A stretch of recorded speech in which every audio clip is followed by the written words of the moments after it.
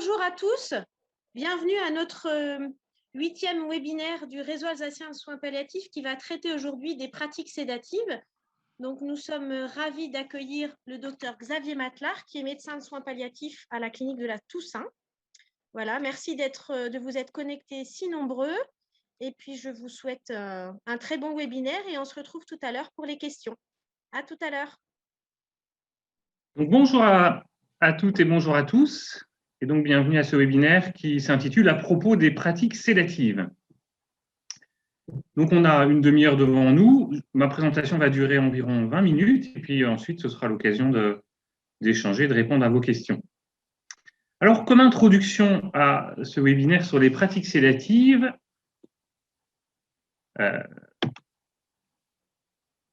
si j'arrive à changer de dia, ce qui n'est pas le cas, si. Donc en introduction, je voulais simplement vous rappeler que s'agissant des pratiques sédatives, elles vont s'inscrire aujourd'hui dans ce qu'on va appeler un cadre réglementaire qui comprend un certain nombre de recommandations de bonnes pratiques, dont les plus récentes sont celles de la Haute Autorité de Santé, qui ont été publiées en janvier 2020, et puis bien sûr celles de la Société française d'accompagnement et de soins palliatifs, qui sont un peu plus anciennes, mais aussi, et c'est à noter, elles s'inscrivent dans un cadre légal, puisque depuis la loi Claes-Leonetti du 2 février 2016, il existe désormais un droit pour les patients en fin de vie de demander une sédation profonde et continue maintenue jusqu'au décès. Et c'est important, et on y reviendra évidemment, d'intégrer aussi l'existence de ce nouveau droit. Mais aussi de ne pas résumer, et ça ce sera un message important, sur lequel je vais insister, ne pas résumer la question de la sédation à cette seule sédation profonde et continue maintenue jusqu'au décès. Alors, qu'est-ce que la sédation? On va évidemment commencer par là. Quelle en est la définition? Eh bien, sédater un patient, c'est rechercher par des moyens médicamenteux, premier point important, une diminution de sa vigilance, et cette diminution de la vigilance, elle peut aller jusqu'à provoquer une perte de conscience, c'est-à-dire à provoquer un coma. Et pourquoi est-ce qu'on va réaliser cela? Eh bien, pour soulager notre patient qui souffre d'un symptôme réfractaire, on reviendra sur cette notion, mais ce symptôme réfractaire, il est à l'origine d'une souffrance que ce malade juge insupportable. Voilà le cadre dans lequel s'inscrivent ces pratiques. Et donc, d'emblée, important, comme le fait la SFAP dans ses recommandations, d'insister sur le fait que les situations dans lesquelles on peut être amené à envisager une sédation sont donc exceptionnelles, elles sont particulières et complexes. Ça, c'est le premier point. Mais ensuite, d'insister aussi sur le fait que lorsque on évalue et on traite avec rigueur et précocement les symptômes de nos patients, eh bien, on rend ces situations d'autant plus rares. Donc, on est vraiment convoqué, s'agissant du contrôle des symptômes de nos patients, en anticipation, à travailler avec rigueur, pour éviter justement une situation où on serait amené à évoquer une telle pratique. Alors, quelles sont les situations dans lesquelles on peut être amené concrètement à réaliser des pratiques sédatives? Tout d'abord, il y a des situations à risque vital immédiat, en phase terminale. Autrement dit, et concrètement, c'est des situations comme par exemple une asphyxie terminale ou comme une hémorragie cataclysmique qui va entraîner rapidement le décès du malade, mais dans des circonstances qui nous amènent à proposer alors une sédation pour les encadrer, pour rendre cela le plus confortable possible pour notre patient qui donc est en train de mourir à ce moment-là. Ou alors, on est face à des patients qui sont, et c'était le sens de la définition, qui souffrent de symptômes réfractaires en phase terminale ou en phase palliative. Donc, vous voyez, premier point important, je ne vous parle pas de la sédation, je vous parle des pratiques sédatives au pluriel. Et c'est vraiment important d'avoir ça en tête.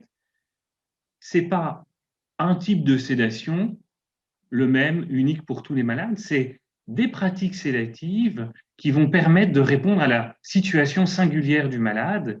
Et ces pratiques, elles sont diverses, et c'est ce qui est intéressant pour nous, c'est de pouvoir ajuster notre pratique aux besoins du patient.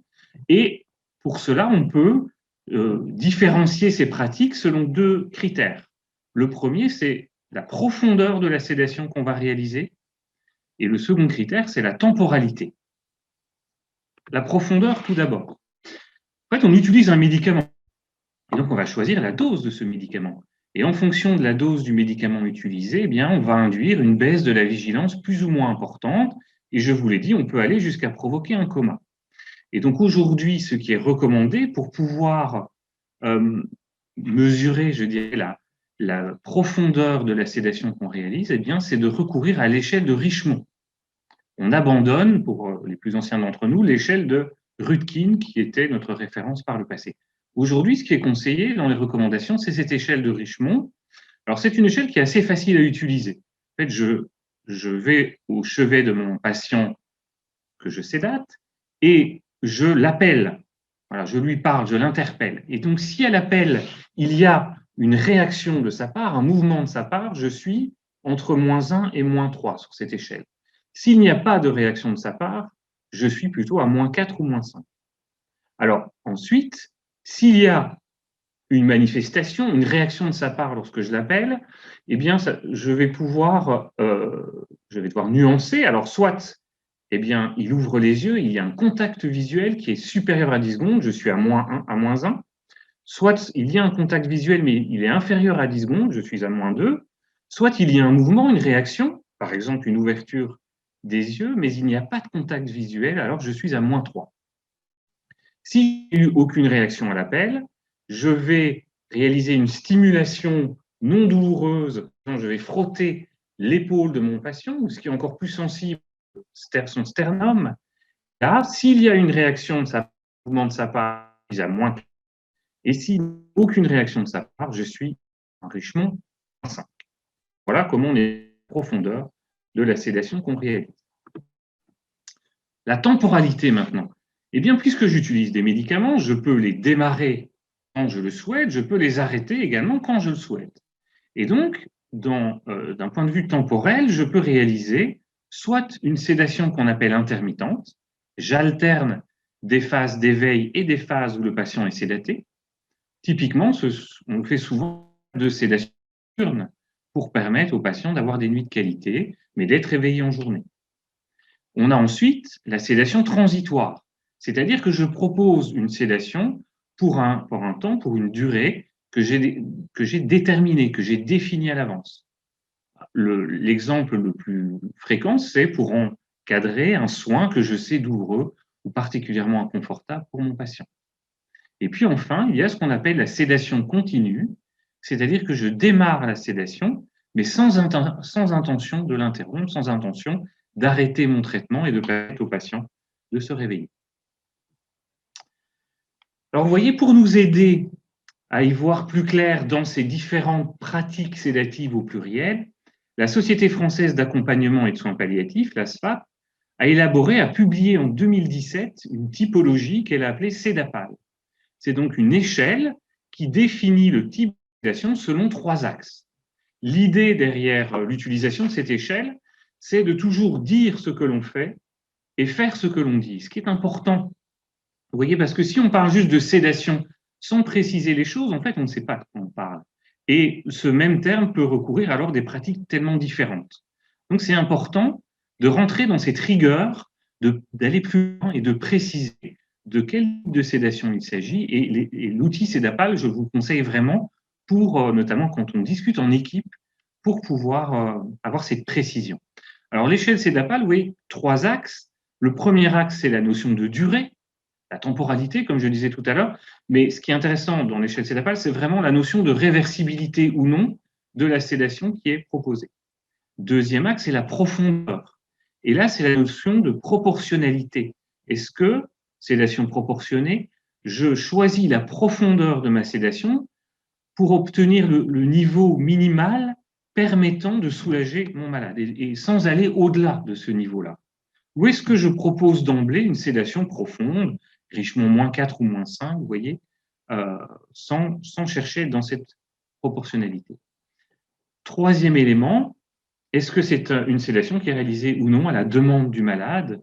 Et si elle n'est pas réalisée à sa demande, mais parce qu'on l'a décidé, on lui a proposé plutôt, il pu consentir à cette sédation ou non, de manière directe ou indirecte. Donc, pour terminer, je dirais sur l'aspect des définitions, vous voyez que partant de tout ce que je viens de vous dire, on peut en quelque sorte établir deux catégories sédatives qui sont d'une part les sédations proportionnées. Donc, je vais baisser le niveau de vigilance de mon malade jusqu'à ce que j'obtienne le soulagement que je recherche, d'accord, et je ne vais pas au-delà de cette profondeur. Et donc, je vise un Richemont entre -2 et -4 le plus souvent. Et puis, en termes de temporalité, je peux proposer des sédations transitoires ou continues.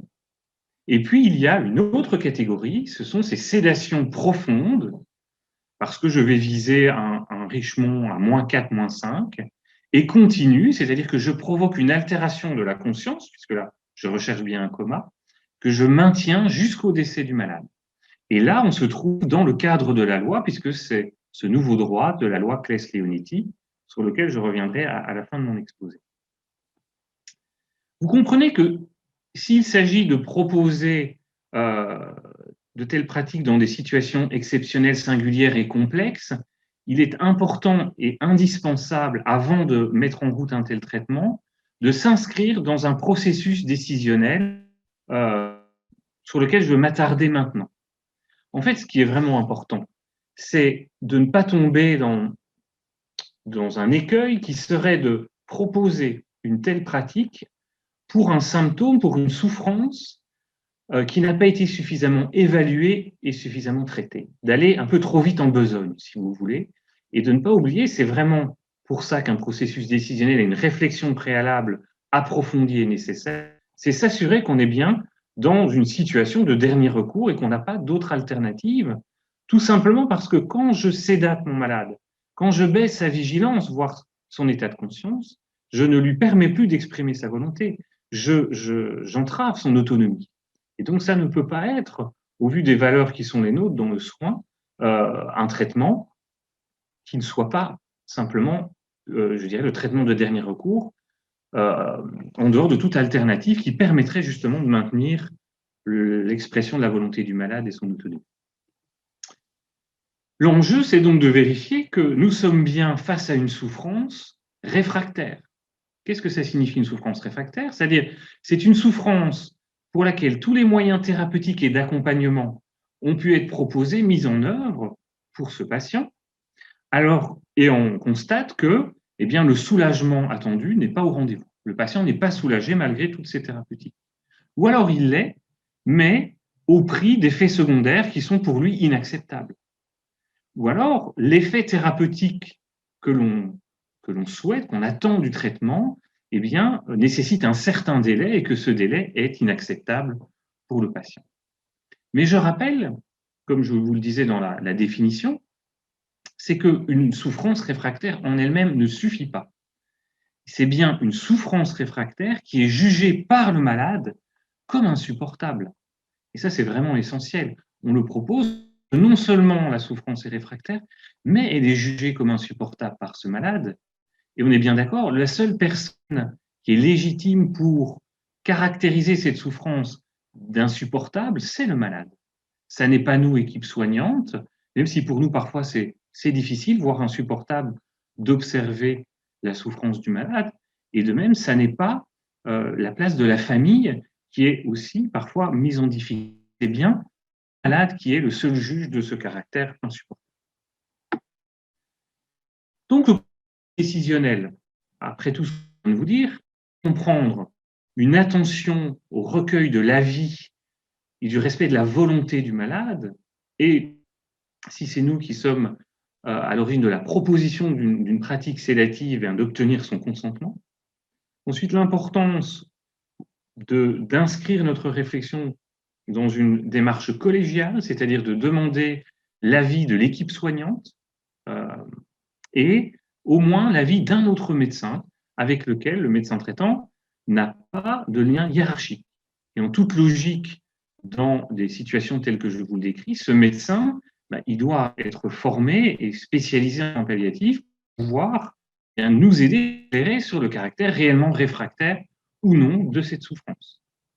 Nous, ce qui est important, c'est que la délibération, la réflexion, elle est collégiale, mais la décision n'est pas forcément collégiale. La décision, à un moment donné, elle va appartenir au médecin qui traite le patient, qui est le médecin traitant du patient, évidemment, qui peut être le médecin hospitalier si le patient est hospitalisé dans un service. L'importance aussi d'informer correctement le patient, son entourage, mais aussi l'équipe soignante qui va être concernée par la mise en route de ce traitement. Et puis l'importance toujours de la traçabilité des motifs de la décision, voilà, et de ce processus décisionnel qui nous explique pourquoi on va être amené et comment on va être amené à pratiquer cette sédation. Donc on arrive maintenant à la mise en œuvre de la sédation. Alors, évidemment, il s'agit, je vous l'ai dit, d'utiliser des médicaments, et donc ces médicaments, c'est nécessairement des médicaments sédatifs, hypnotiques. Alors, les recommandations de bonne pratique de la Haute Autorité de Santé, pour nous décrire la mise en œuvre médicamenteuse de la sédation, elles différencient d'une part les sédations proportionnées et d'autre part les sédations profondes et continues maintenues jusqu'au décès. En soi, je dirais le principe est le même, la manière d'utiliser les médicaments est la même, les doses par contre ne sont pas les mêmes, c'est là qu'il y a des nuances à apporter. Alors, les principes généraux. D'abord, en première intention, la molécule qui est recommandée, c'est le midazolam, c'est-à-dire une benzodiazépine injectable par voie IV ou par voie sous-cutanée et qui a une demi-vie courte. Alors, ce midazolam, comment l'utiliser? Première manière de faire, on réalise une titration, c'est-à-dire on va administrer une dose donnée qu'on va répéter jusqu'à ce qu'on obtienne, pour les sédations proportionnées, eh bien, un soulagement du malade, et pour les sédations profondes et continues maintenues jusqu'au décès, eh bien, une profondeur qui correspond à un Richemont -4 ou -5. Donc après cette titration, on va entretenir la sédation par une perfusion continue à un dosage en milligrammes par heure qui correspond à la moitié de la dose de titration. Voilà. Si j'ai dû utiliser 10 mg pour que mon patient soit correctement sédaté, eh bien, j'entretiens avec 5 mg par heure pour une sédation proportionnée. Et pour une sédation profonde et continue maintenue jusqu'au décès, c'est 50 à 100% de la dose de titration. Donc, je vais, avec mon exemple, j'ai eu besoin de 10 mg, eh bien, je vais entretenir avec une dose entre 5 et 10 mg par heure. Deuxième manière de faire, pour éviter le caractère un peu particulier parfois de ces titrations, avec toute la charge symbolique qu'il recouvre, on peut réaliser une perfusion continue d'emblée à une dose de 0,5 à 1 mg/h pour les sédations proportionnées et à une dose de 1 mg par heure pour les sédations profondes et continues maintenues jusqu'au décès. Et alors, on va réévaluer la réponse toutes les demi-heures et adapter en augmentant, si besoin, ce débit jusqu'à ce qu'on obtienne le niveau de sédation recherché.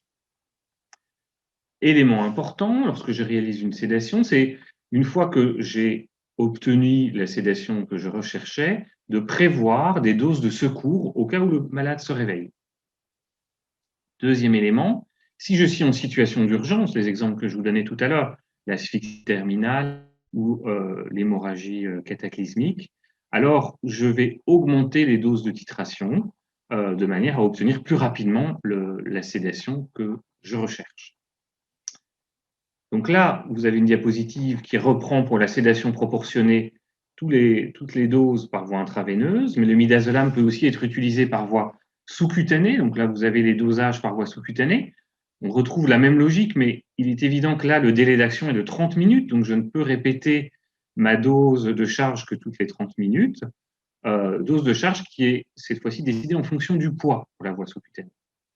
Autre précision, si je suis en situation d'urgence et que la seule voie dont je dispose est la voie sous-cutanée, eh bien, j'utilise pour la titration, j'utilise l'intramusculaire qui a un délai d'action beaucoup plus court.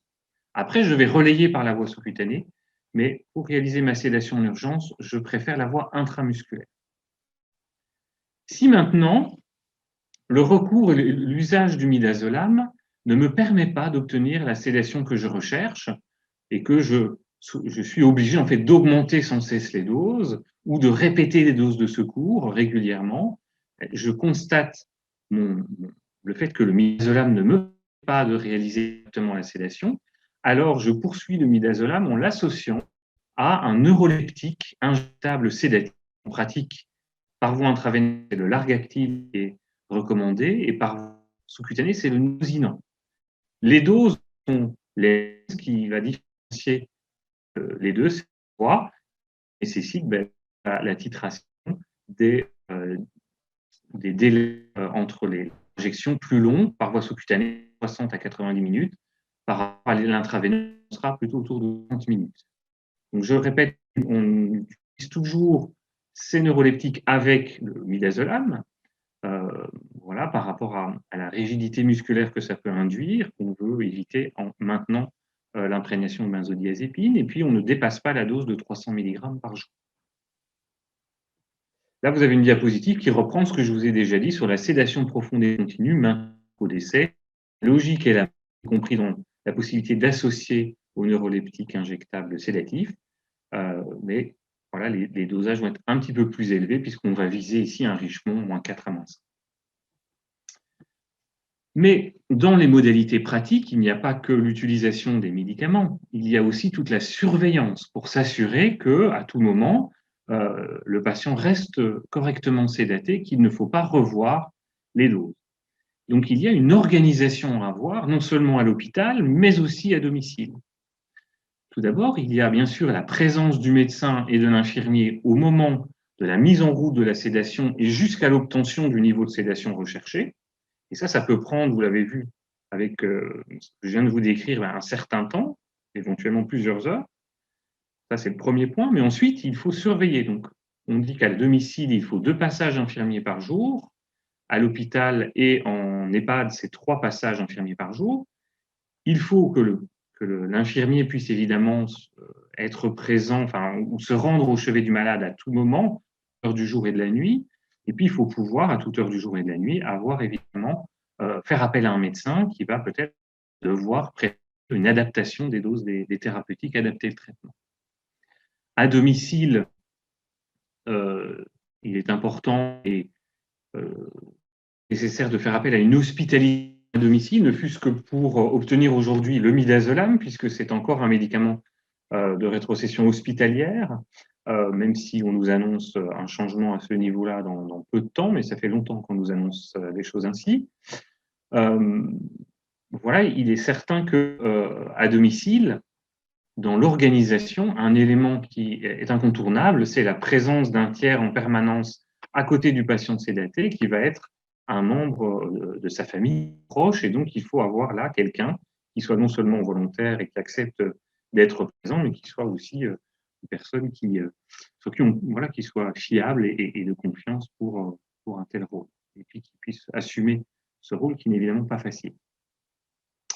Dernier point aussi dans l'organisation lorsqu'on est à domicile ou en EHPAD, c'est d'avoir prévu, si possible, un hospitalier de repli si le déroulement de cette pratique sédative à domicile n'était pas satisfaisant, et donc d'avoir anticipé un lit de repli hospitalier.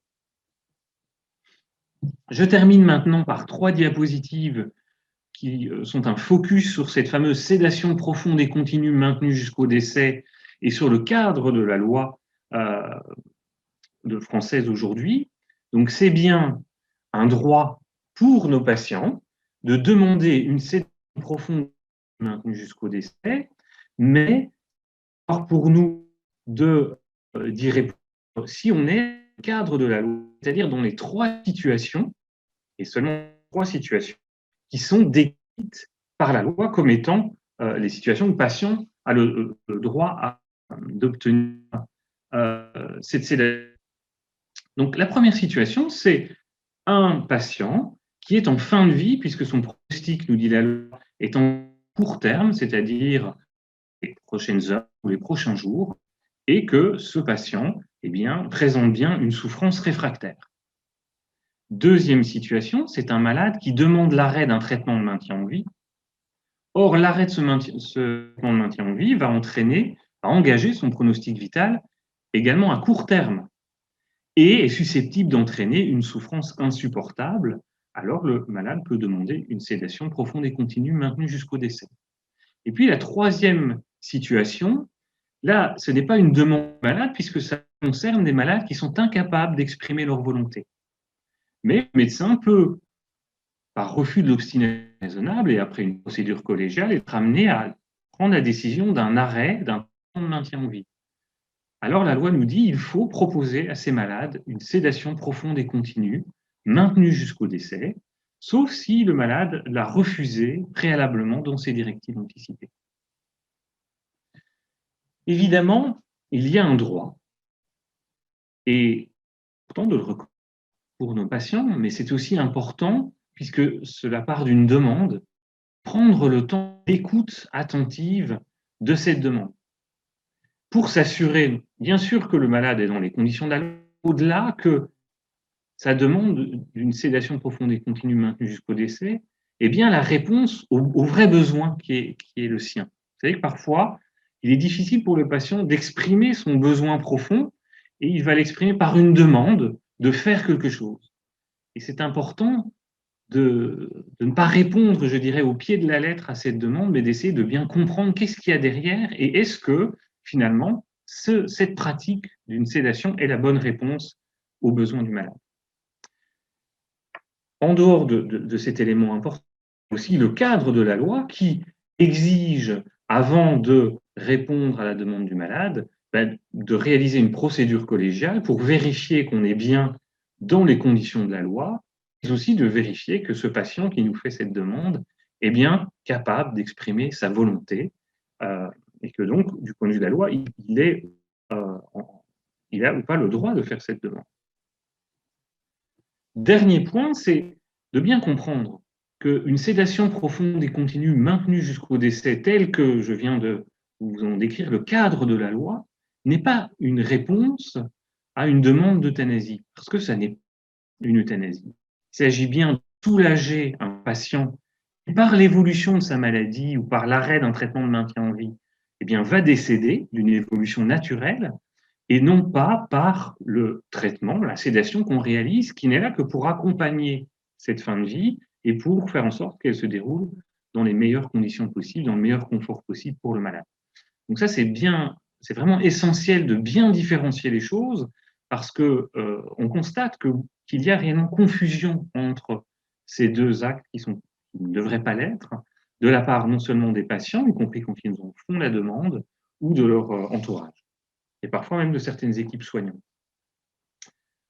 Dernier point que je voulais aborder avant les questions. Donc, en conclusion, j'insiste sur le fait qu'il n'y a pas donc une pratique de la sédation, une sédation palliative, qui serait éventuellement la sédation profonde et continue maintenue jusqu'au décès. Il y a bien des pratiques sédatives au pluriel, pratiques qui vont se différencier par leur profondeur, par leur temporalité, par la notion de consentement du malade ou de demande de la part du malade, et voilà l'importance de ne pas tout réduire à cette fameuse sédation profonde et continue, maintenue jusqu'au décès.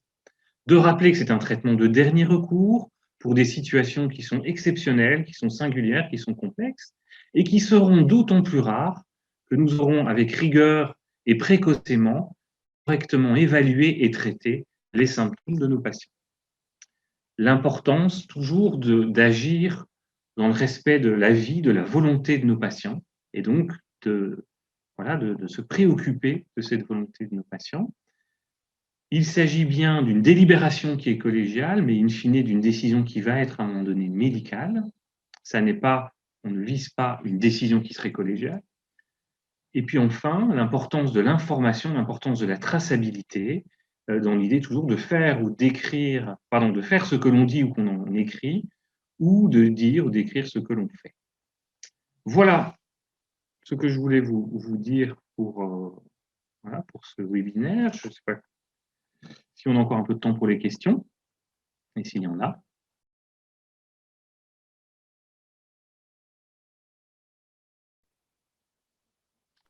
Alors, quid de la souffrance psychique, je crois que c'est une question importante parce que c'est souvent quand même souvent le cas dans les demandes profondes et continues maintenues jusqu'au décès qui peuvent nous être laissées, une part de souffrance psychique avec la difficulté que souvent ces demandes nous sont faites hors du contexte de la loi parce que bien en amont voilà, des dernières heures ou des derniers jours de vie des patients. Et donc, on ne s'inscrit pas à ce moment-là, non seulement dans le cadre de la loi, mais on est aussi dans une difficulté pratique, qui est que réaliser une sédation profonde, continue, maintenue jusqu'au décès pendant des semaines, c'est quelque chose qui n'est pas pratiquement réalisable, qui n'est pas satisfaisant, qui n'est donc pas une bonne réponse à cette demande et à cette souffrance. Ce qui peut, par contre, aider, s'agissant là de la pratique de la sédation, ce sont des sédations plutôt proportionnées, notamment des sédations transitoires ou des sédations intermittentes, et puis une approche qui va être une approche globale et qui souvent, enfin voilà, de mon point de vue, ce n'est pas des réponses techniques qui sont les bonnes réponses à ce type de souffrance. Voilà. Et souvent, il y a cette tentation voilà, d'avoir une réponse médicamenteuse et pourquoi pas par la sédation. Mais en pratique, c'est. Voilà. En tout cas, profonde et continue maintenue jusqu'au décès, ça n'est pas la bonne réponse à ce type de souffrance. Si ça doit l'être, c'est plutôt des sédations transitoires ou intermittentes. Et ça doit forcément s'inscrire dans une démarche beaucoup plus globale et où toute l'approche non médicamenteuse est essentielle.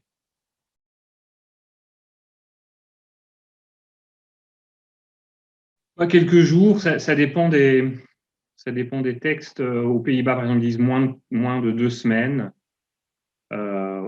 Après, oui, c'est en tout cas moins de 2 semaines, voire moins d'une semaine. Quelques jours, ce serait ça. Voilà, 2 semaines, c'est déjà plus. Enfin, voilà, quelques jours, normalement, ça devrait être moins d'une semaine. Après, avec toute la difficulté concrète de pronostiquer, et on sait tous, hein, quand est-ce que le patient va décéder, on sait qu'on est plutôt assez mauvais dans cet exercice-là. Donc, je pense que ce qui est important, c'est voilà, de se dire, est-ce que je m'attends à ce que ce patient décède dans la semaine qui vient?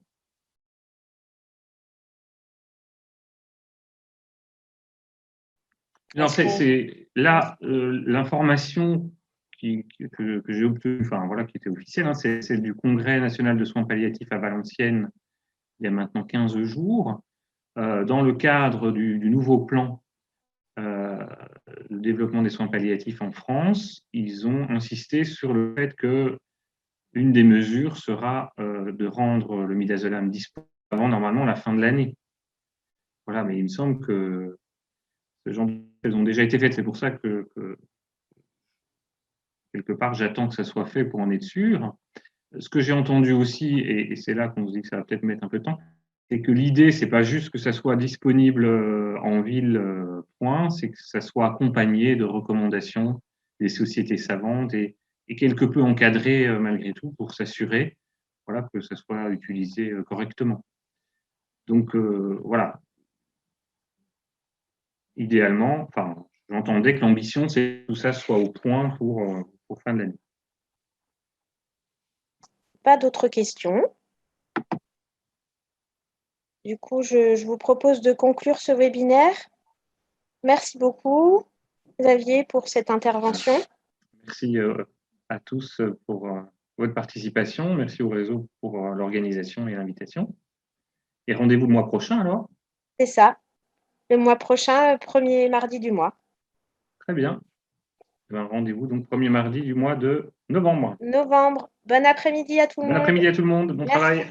Au revoir. Au revoir.